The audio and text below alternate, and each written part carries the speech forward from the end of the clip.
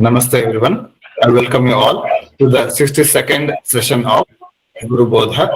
We have with us today Dr. M.B. Gururaja sir and Dr. Raghuram sir.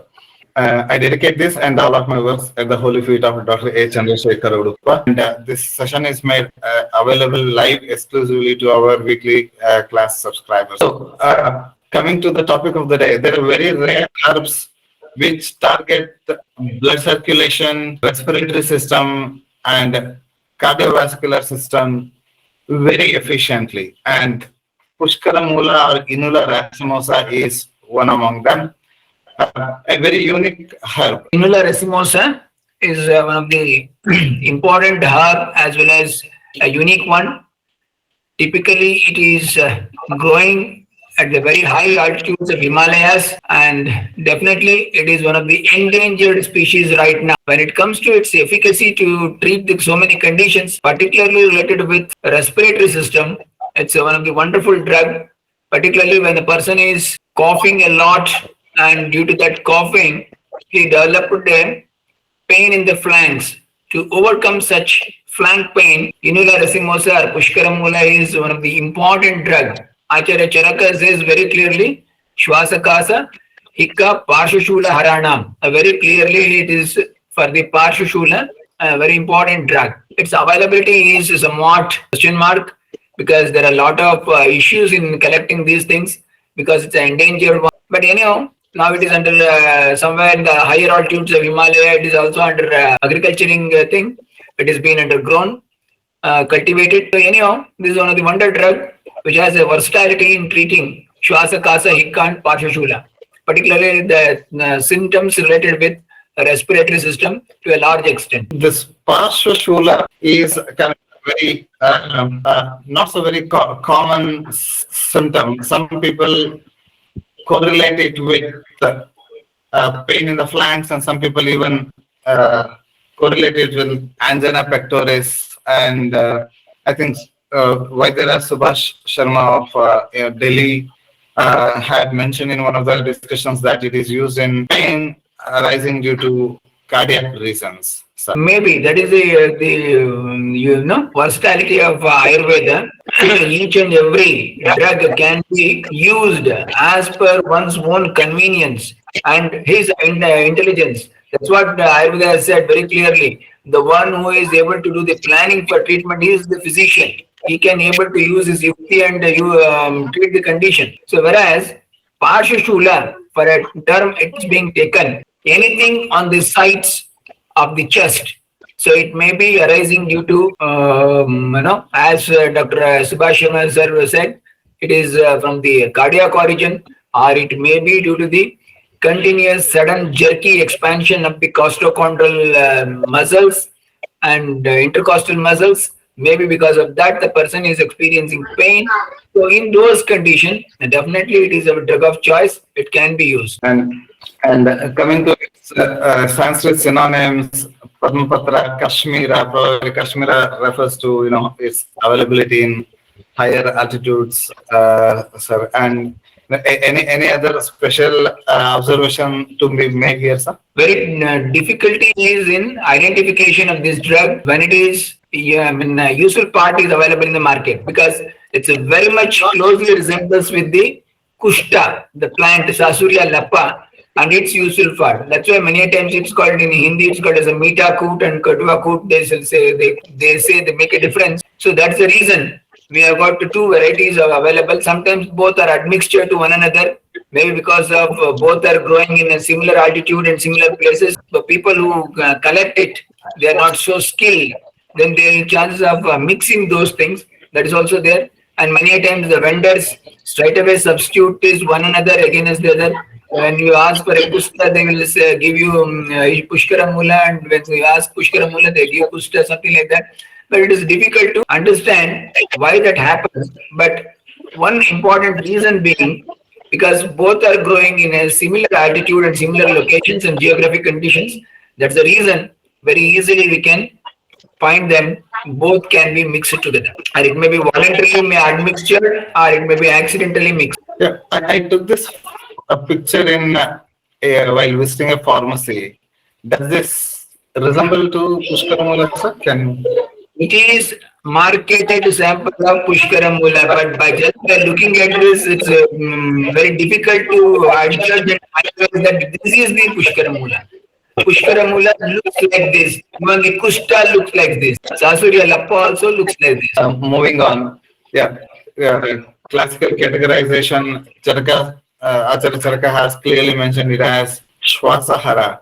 Shwasahara can be correlated or understood as bronchodilation and also mucolytic action, sir. Definitely one which helps to ease out the Shwasa. It may be by mucolytic action, or it may be by bronchodilatory action, or it may be even antitussive action. So that's drug one which is able to reduce the Kasa, Shwasa and Hikka, peculiarly the three important lakshanas of respiratory system. Definitely this is the drug of choice. We have got only few drugs which can work in that way. That is one of these is Vasa, then another is Tulsi, then Karpura, some few drugs are there in that region, the Barangi and Pushkaramula. I usually use Pushkaramula in the form of Asava, Pushkaramula Asava.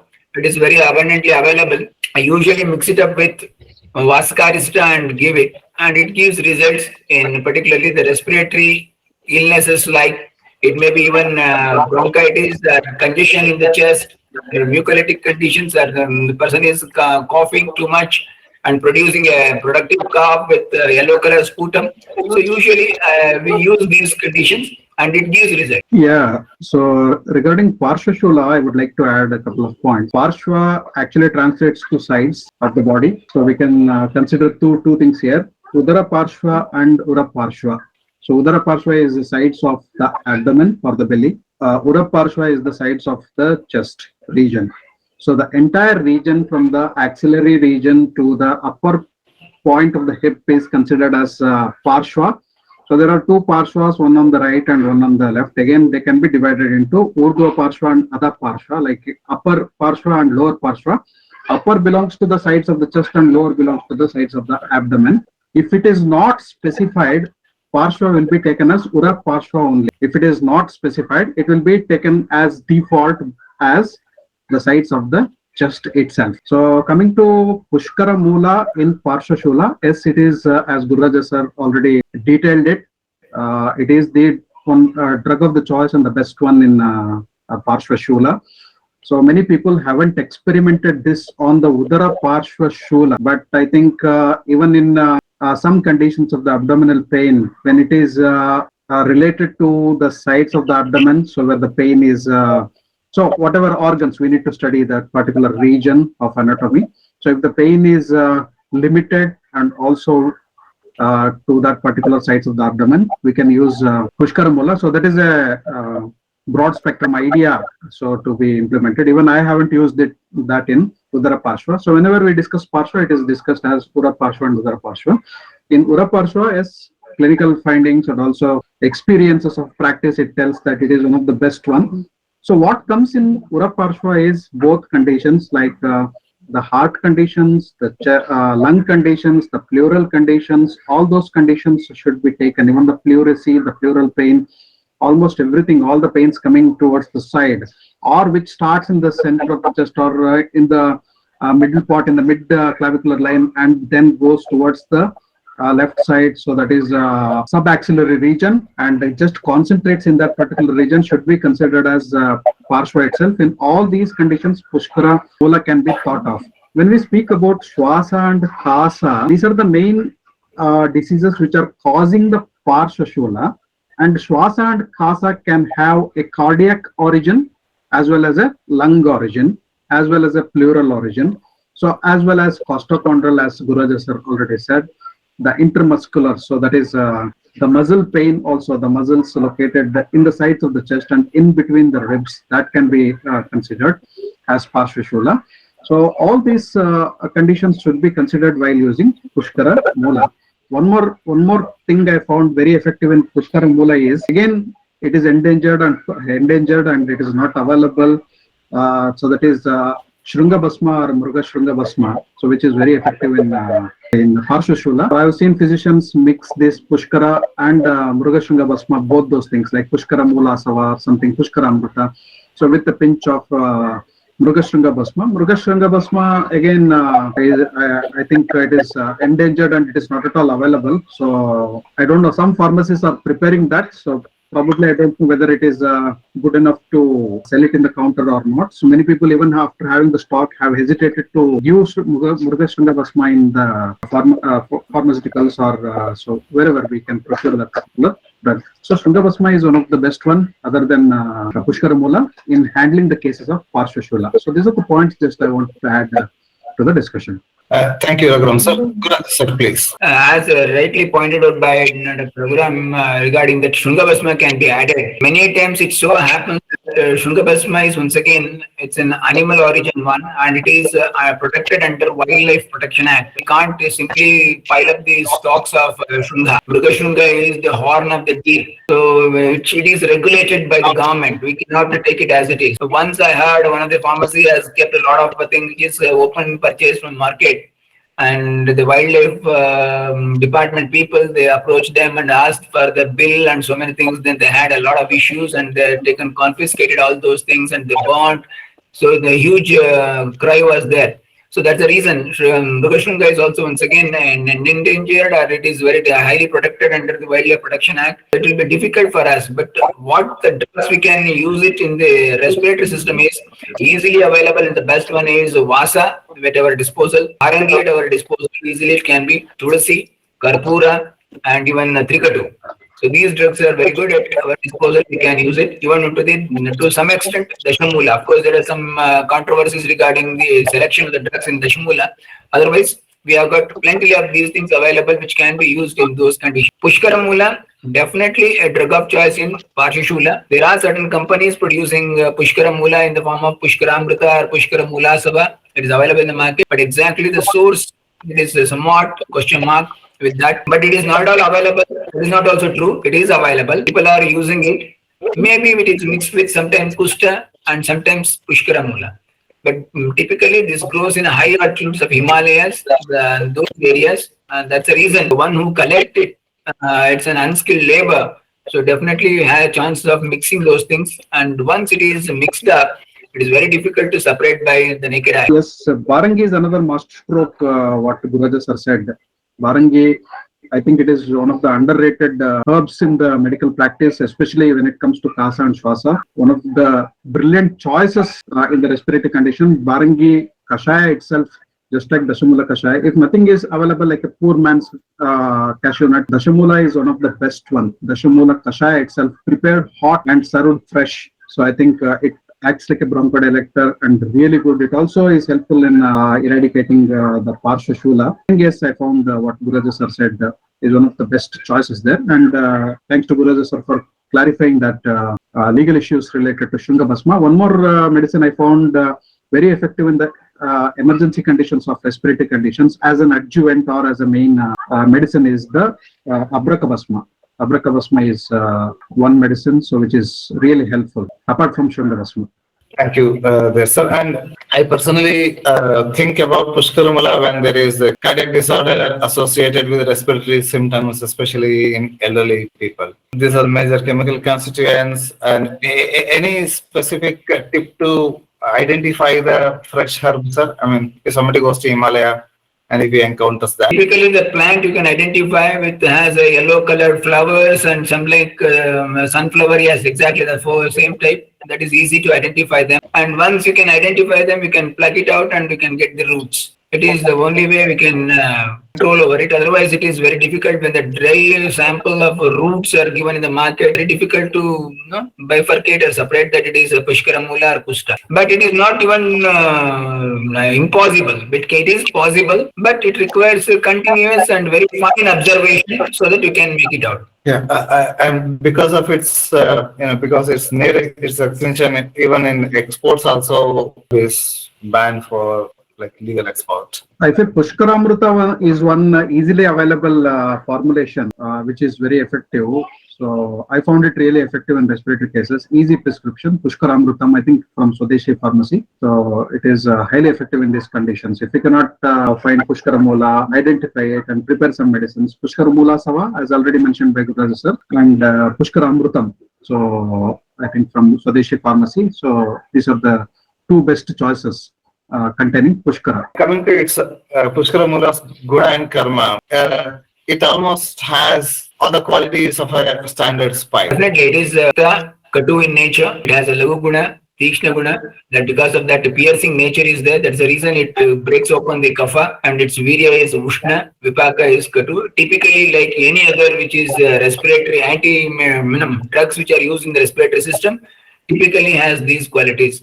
Because of these things, it clearly acts against Vata as well as Kapha. It has a special effect even onto the cardiac origin. That's the reason when it is given to a patient with hypertension or something like that, that needs to be watched under prescriptive and under the guidance and observation of the physician, that he needs to take these things in a longer, larger doses or a longer duration. It has a special effect on particularly the blood pressure. Moving on.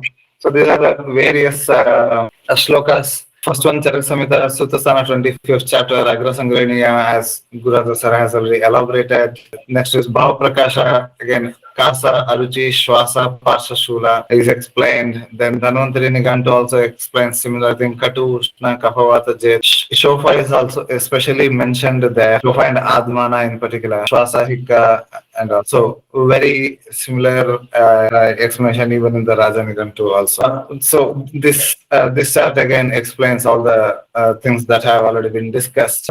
Some antihistaminic activities there. It can be used in upper respiratory tract infection and allergic rhinitis conditions also, sir. It can be used, but its activity is being more observed in particularly in respiratory system, that too in the lower respiratory system. When there is a difficulty in breathing because of the bronchitis type of condition or allergic bronchitis, such condition, it acts very well. There was a question, is there a substitute or a closest second for Pushkaramula because it is endangered? You said that Kushta is used as a, used almost like a substitute. Does that sound good, or Baringi or Vasa, etc., that we have already discussed? No, generally it is to be effective of that nature, it is better to be substituted by Kushta. But once again, there is a problem with even Kushta because it is also endangered, it is also growing the same altitude. It also has all legal complications as similar to the Pushkaramula. So that's why the one which is easily cultivated and we can have it is Tulsi, Bharangi, and Vasa. Wonderful drugs are there with that, and Pikatu. These can be used to get back all the results what we need in the respiratory system. Some patient has visited a Vaidya or some doctor, and she has been prescribed Rishabhaka, and she's searching out for Rishabhaka, and she asked like where we can get, and it's already, Rishabhaka was very rare to be seen even in the ancient times. That's why in Prakasha and even Shangara, the substitute, legal classical substitute has been mentioned for the Ashtavarga herbs. The herb choice need not be like elite or, very rare. So very rare does not necessarily mean that we have to go behind that. Even we have, if you know that perfectly, herbs can be substituted. Sir. Definitely, there is a big chapter in Baishi Ratnavali where many drugs has been listed out, and when it is not available, what best can be or what alternative can be taken, that listing has been done. It is our yukti, the treating physician. He has to understand what type of drug I am looking for and what are the qualities explained of those drugs in the Samhitas and Nigantus. So based on that, when the other drug which is very close to that can be taken. Because it is Kaphavata Shamaka and has Ushna Tikshna Guna, I also found a few references of it being useful in atherosclerosis, wherein a plaque has been developed. A very useful case where Pushkaramula can be used, sir. See, that's what we say that theory is something different what you find in the books or the granthas. When we convert it into a practicality, it is very tricky and very confusing, and it is challenging many times. It is not so easy to find Pushkaramula in that abundance when compared to this so much of population for the atherosclerotic condition. We have better drugs which can be taken as Lekhana Dravya. Like even Chitraka is also very good, Gugulu is also very good, Vrukshamla is there, Lashuna is there. There are plenty of drugs which can be taken for the atherosclerotic condition. Particularly the Pushkaramula, it is not available in so much of abundance. Hence, we are not in a position to make it a generalized statement that you go behind that drug. And the drug becomes extinct totally if we go like that. So, and it is not possible to go further, and it is not right kind of thing, because we have got still better drugs for atherosclerotic conditions. Many even Maricha, Vacha, those drugs are also very good. Even Pramati Dravyas, they can clear the Srotas. So these are very good in overcoming the atherosclerotic conditions or arteriosclerotic conditions, or even the hypercholesteremia, triglyceridemia, that type of conditions. So these drugs are there. I don't advise that to go behind Pushkaramula for these purposes. Pushkaramula is for Parshvashoola related with the continuous coughing, or due to any pleurisy, or due to any chest infection. If there is a pain in the flank, then the better drug would be Pushkaramula. In those conditions, specifically, if you use Pushkaramula, then it is good. Thank you there, sir. And there's a question on usage of Asava. So when should we prefer Asavas? Just to give a little bit of context here, there is this Asava and there is this Arista. Very similar to how there is Kashaya and then there is Himakalpana. In Asava, herb powders are mixed with water, that is cold water, and praksheka dravyas, let's call them as spices, and then fermenting agent in the form of dataki, madhuka, etc. So they are used, and then there is of course one sweetening agent in the form of gura or in jaggery or candy sugar or rock sugar. It will be there. So it is just herbs plus cold water. And Arista is very similar, but it is here there is hot water. Herb plus water is converted into kashai or decoction. Then it is filtered and then it is mixed with the other things and put into fermentation. Usually, the differentiating factor between Asava and Arista is the Ushna Guna versus Shita Guna, because there is boiling process involved here. It is generally assumed to be hot in nature, like some amount of hotness is there inherited in it, because there is no boiling involved. Generally Asavas are considered to be cold. But this being the common assumption, there are some, for example, Chandana Asava is generally slightly cold in nature and whatnot. But there is some exceptions here that when the herbal ingredients that are used are too pushed out, excessively hot, and that much hot is not required, or to counter that excessive hotness, or when there are herbs with volatile principles that are used. If you boil it, it will evaporate away due to the heat produced. When the boiling temperature, the water temperature goes above 60 degrees Celsius, most of the volatile principles start evaporating. So to avoid that also, Asavas. Definitely all these things are there, but I don't think that Asavas are generally cold and Aristas are generally hot. Thing is, we have got Pipali Asava, we have got Kumari Asava, they are not cold. Pushkaramula Asava is another example in which most of the herbs, and it is used for the treatment of generally because somebody asked. So again, Pushkaramula Asava's benefits are explained as Shwasa, Kasa, that is respiratory tract infections, useful in even Kshaya, Shota, Bagandhara, etc. And commonly used, commonly available medicines with Pushkaramula, Shwasa, Rakashaya, Panchakavyograta, Arimedadi Taila is another one in which is used Panchatikta Kashaya, and Pushkaramula Asava, which is. The doctors will be very grateful if you can address Ayurvedic perspective on probiotic and whether its intake is compulsory. For example, Takra, Kanjika, sourdough preparations, etc., as claimed in Western traditions. Or can one maintain good health even without any exposure to fermented foods of any kind? To add to that, any contraindications for fermented foods?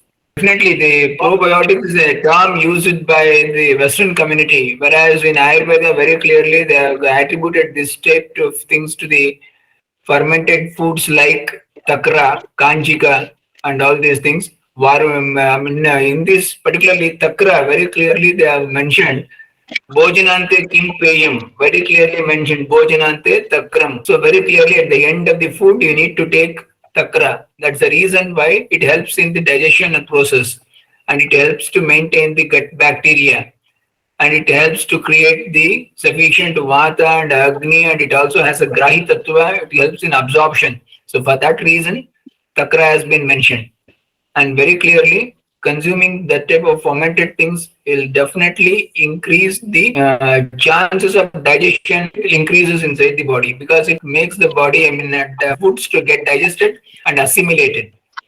So I suggest usually our food should be having something as at the end of the food like takra or something like that, which is probiotic nature. Maybe it has even 1 spoon of dahi is also.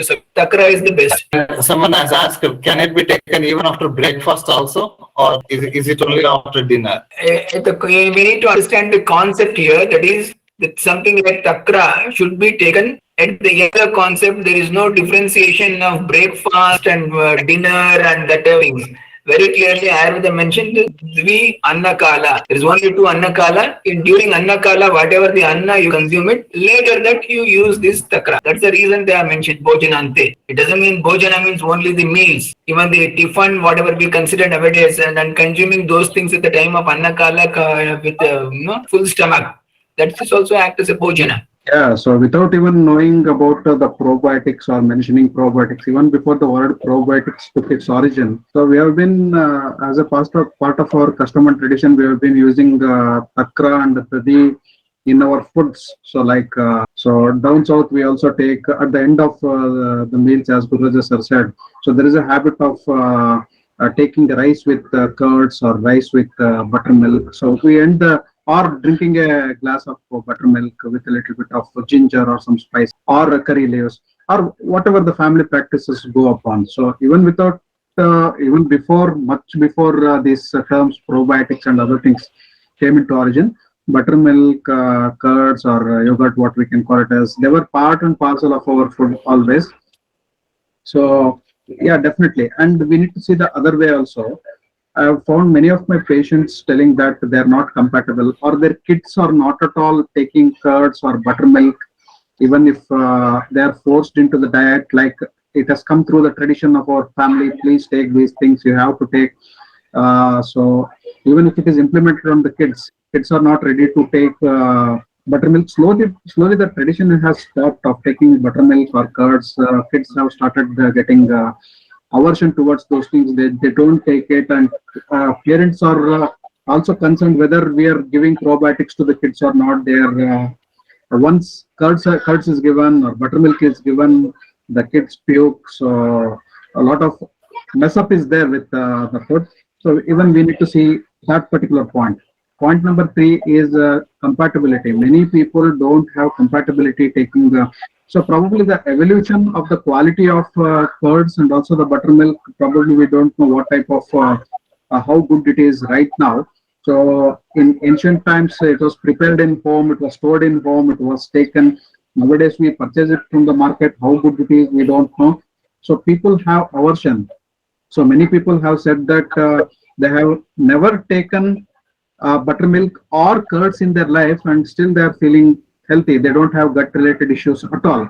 So probably it also goes to the personalized concept also.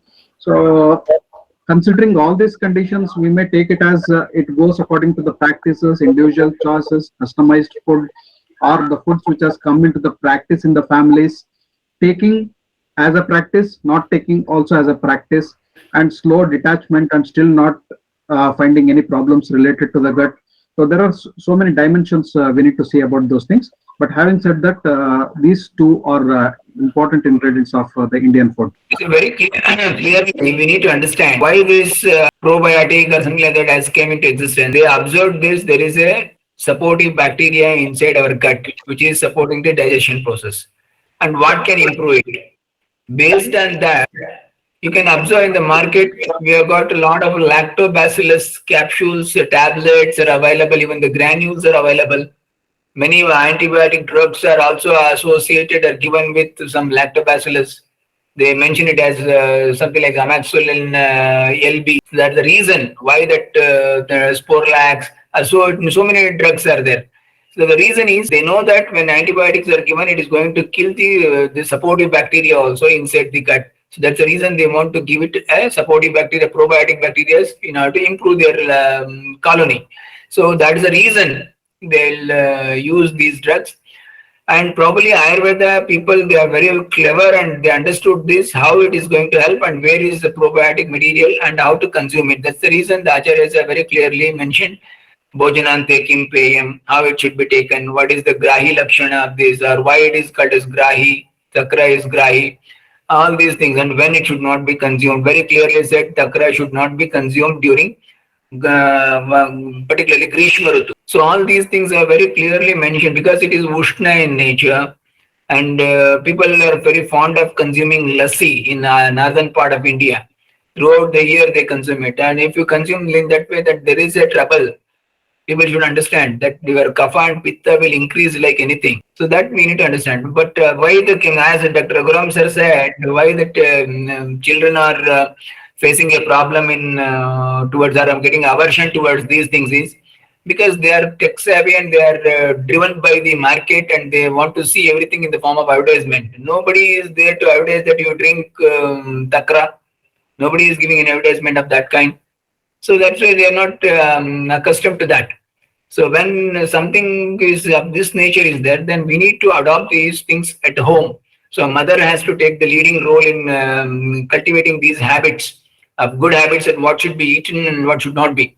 So that's the reason acharyas are very clear what should be taken at what time and how it should be taken at what quantity. And typically, takra is of the best after the foods. I like the problem in America right now. Even when I try to get the best A2 milk, it is not the same as the Indian milk. I still have digestive issues. Idli and these kind of things, the problem is urad being little heavy to digest for me. So I get stuck like, oh, am I missing out on something without which I cannot have good health? That I'm not able to take fermented food at all. See, we have many other modalities and many other things are there. One is the best one is takra. When you are unable to get the good quality takra or unable to get the good quality milk to convert it into that, and if you are still having a problem with the yogurt and which is not exactly what Ayurveda has spoken about, then you have a problem with the digestion of udad or something like that, or the black gram in the form of idlis and dosas. Okay, no issues. You can still go for typically the kanji is there. That is also a fermented one. That also help you. You can prepare in that formation. But whenever there is issues with the black grams and it's unable to digest all those things, you can use plenty of ginger to that.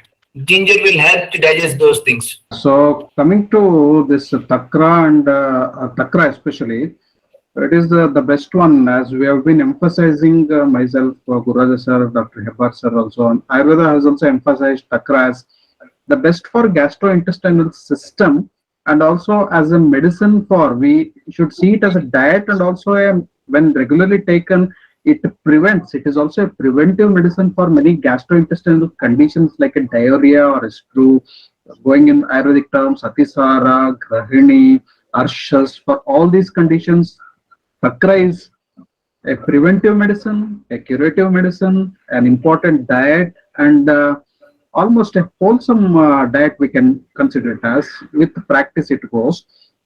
Having said that, as Karunaji was asking, we should not develop the concept of guilt food. So this is another concept, guilt foods. So like if I'm taking this right or not. So what happens, more than taking a buttermilk, curd, rice or a dal, it plays on our mind and it becomes it is saved as a bad file in our subconscious levels. Like we start feeling guilty. So like we haven't taken this particular food for a particular period of time. So what might happen with me? As long as we are enjoying the geographical foods available in our region, we are adapting to the seasons and also the food habits and the lifestyle activities of wherever we are. we are compatibly syncing with whatever is in and around, and everything around is syncing with us. As long as we are doing that, so the adjustment phenomenon I am telling. So as long as we don't have adjustment problems, I think we should not be developing some guilt towards any food. The guilt towards any food, taking or not taking for a long time, may develop as an interior stress, and that stress itself will cause many gastrointestinal disorders rather than taking or not taking that particular food. And having said that, so Ayurveda also has substitutes for those who have some aversions towards taking the Takra. If there is a probiotic imbalance in the body, so and also gastrointestinal disorders like Grahini, Atisara, or Arsha, whatever is manifested, we have Takra Arista, medicines like Takra Arista, and also we have a Takra Basti. So see the intelligence of Ayurveda, they have also the plan B of introducing Takra into the system. The medicines, that is the Basti prepared with Takra, will be given through the anal route. So the other route of introducing Takra, and also trying to balance the probiotics and also the bacterial flora, everything in the large intestine as a remedy for diseases like Grahini. So there is also a plan B for these things. So these are the points I want to add. I would like to add 2 points, but already one point, as rightly mentioned by Dr. Raghuram sir, regarding Takrarista. I wanted to tell that there is one even medicine also in the name of Takra, but already pointed out by Dr. Raghuram sir very clearly. The other point, so whenever there is a problem related with that, we are having the difficulty of consuming or non-availability of any fermented foods, still the options are left open. You can go for the Sidu, that is a vinegar. Pakwarasa Sidu and Apakwarasa Sidu is also there. Vinegars are there.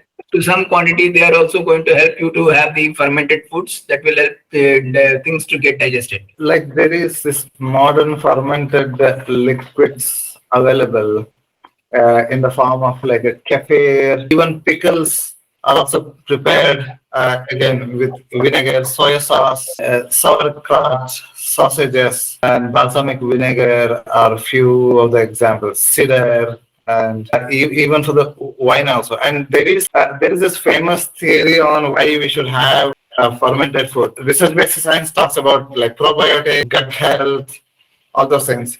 And because in the process of fermentation, one form of the food, mainly the liquid, entirely transformed into another form. So similarly, whenever I've heard from a senior Ayurveda doctor that whenever there is problems associated with tissue conversion or dhatu poshana from one form to the other, maybe to the rasa to rakta, rakta to mamsa,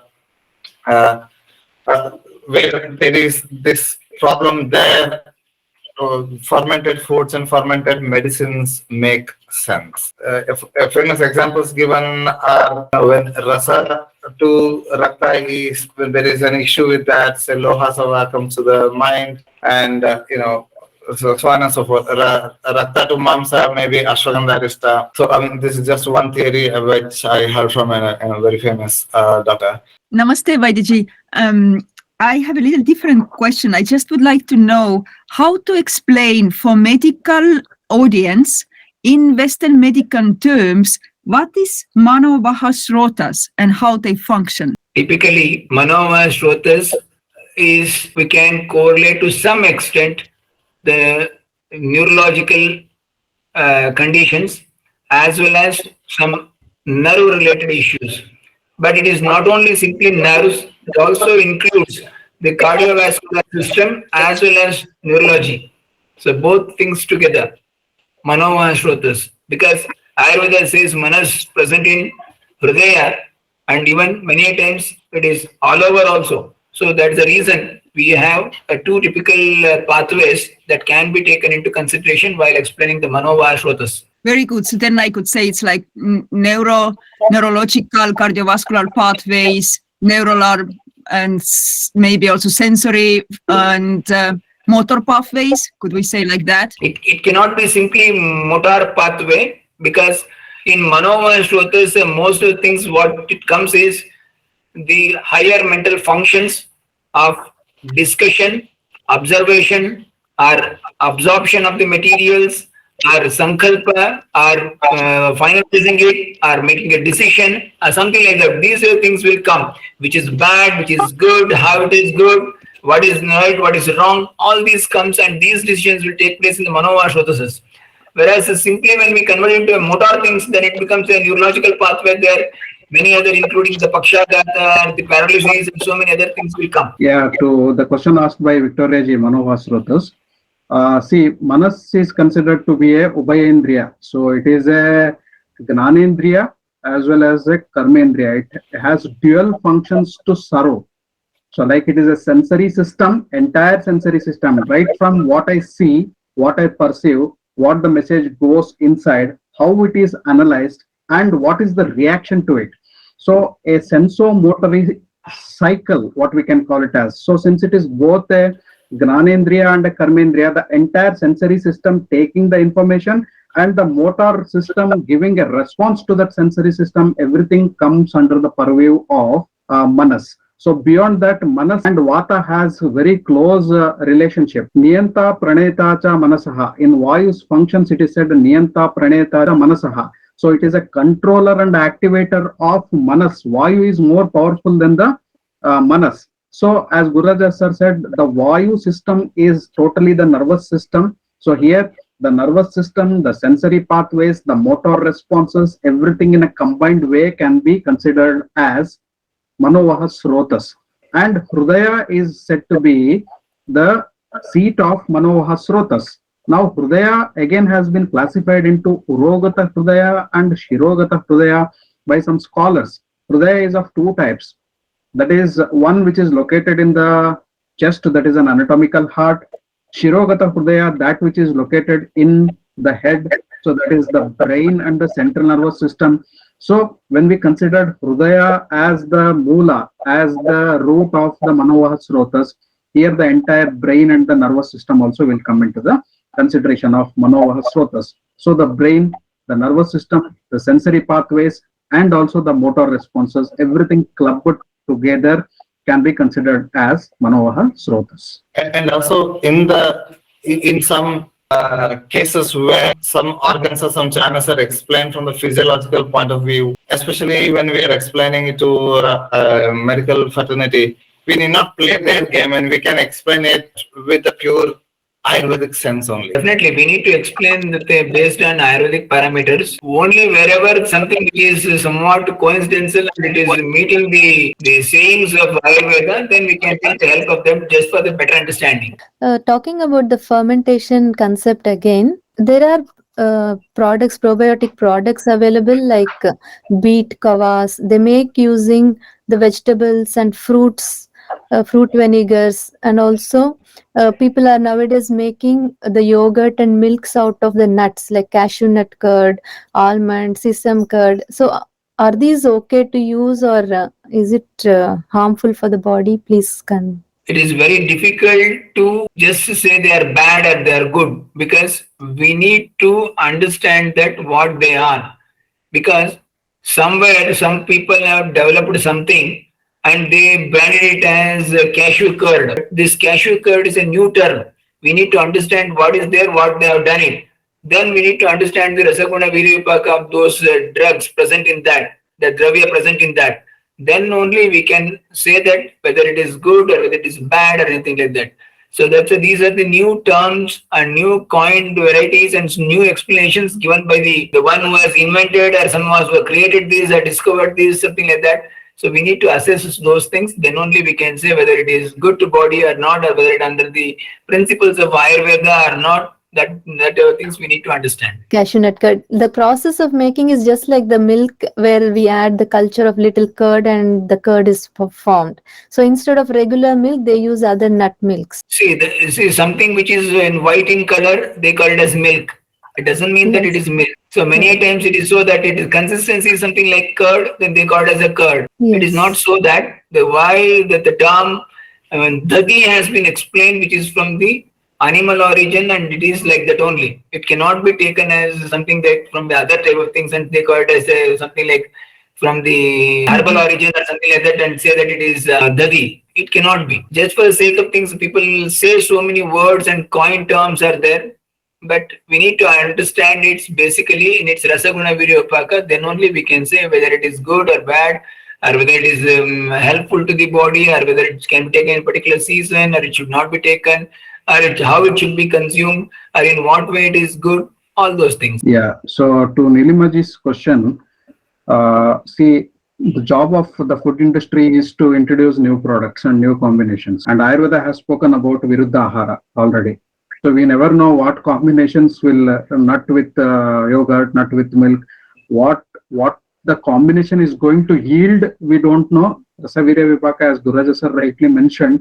So after studying, if Ayurveda people are taking up this particular work, they need to do a thorough research. So food industry is getting different combinations of foods, nut with something, something with something. So X plus Y, Y plus Z, some combinations, because they need to stay in the market. New things are introduced and made popularized. They're pushed on the customers.